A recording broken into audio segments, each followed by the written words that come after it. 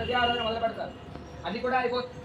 సరే మరి ఏం చేస్తే లాభం లేదు అని ఎట్లాగైనా తదియారాధన చేయాలి అని దొంగతనం మొదలు పెడతాడు. ఇక అలా దొంగతనం చేస్తూ చేస్తూ తన దగ్గర ఉండేటువంటి ఒక 4 శిష్యుల్ని ఆయన తయారు చేసి ఆ దొంగతనాలు చేసి ఆ దొంగతనం ఒక్క ఉండేటువంటి అడవి మార్గంలో వచ్చేటువంటి జనాల దగ్గర వారి దగ్గర ఉన్న ధనాన్ని దొంగలించి ఆ వైష్ణవ స్వామికి తదియారాధన చేస్తూ ఉంటాడు. కొంతకాలానికి ఈ తిరుమంగై పరకాళ్ళ గురించి తెలుసుకొని ఆ మార్గం ఎవరు కూడా వెళ్ళడం మానేస్తాడు. చాలా రోజులు గడుస్తుంది. ఒకరోజు మరి ఆ రోజు ఎవరు ఆ దారిలో రాకపోతే ఆ రోజు సాపాటు ఏర్పాటు చేయడానికి ఆయన దగ్గరే ఉండవు. కాబట్టి ఖచ్చితంగా ఇది ఎవరినైనా కొన్ని పట్టుకొని వాడి తదియారాధన స్వామి బాబు తదియారాధన ఆగకుండా చేయాలనే సంకల్పంతో చెట్టుకి కూర్చుంటాక ఒక శిష్యుడు తిరుమంగై ఆళ్వార్లు ఎవరైనా వస్తే చెప్పండి వారిని చక్కగా దోచుకొని ఈరోజు తదియారాధన చేయాలి అని శిష్యుడికి ఆజ్ఞాపన చేస్తే అందులో చెట్టు ఎక్కువ శిష్యుడు అయ్యా ఎక్కడో దూరం నుంచి ఒక పెళ్లి బృందం ఇదేవిగా వస్తుంది, వారి దగ్గర ఉన్న బంగారాన్ని మనం గమనించామంటే మరో సంవత్సరం పాటు మనకి కాపాడు పెట్టడానికి కొనగొండదు అని చెప్పగానే ఎలాగైనా వాళ్ళని వాళ్ళ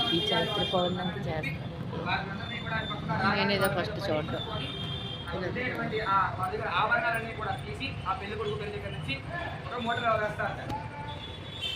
తిరుమంగై ఆళ్వార్లు ఆ మూట కట్టి విషయంలో మూట కట్టండి రా అని పట్టుకునేటప్పటికీ ఆ మూట కడతారు. కానీ ఆ మూట వాళ్ళు ఎత్తలేకపోతారు.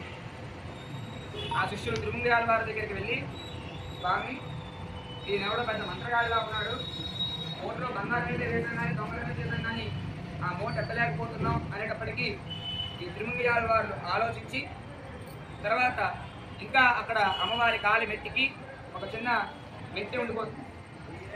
ఆ అమ్మవారి దగ్గరికి వెళ్ళి అక్కడ పెళ్లి కుమార్తె దగ్గర పెళ్లి గురించి దగ్గర వెళ్ళి ఆ మట్టి వాళ్ళు అడుగుతాడు, ఈ మట్టి ఏం చేసుకుంటారా, మొత్తం బంగారం తీసుకున్నారు కదా, ఈ మట్టి అవి వదిలే అంటే మళ్ళీ నాకు ఆకుల నుంచి మనకు వస్తుంది ఇచ్చేయమంటాడు. సరే రాదు ఆ మట్టే.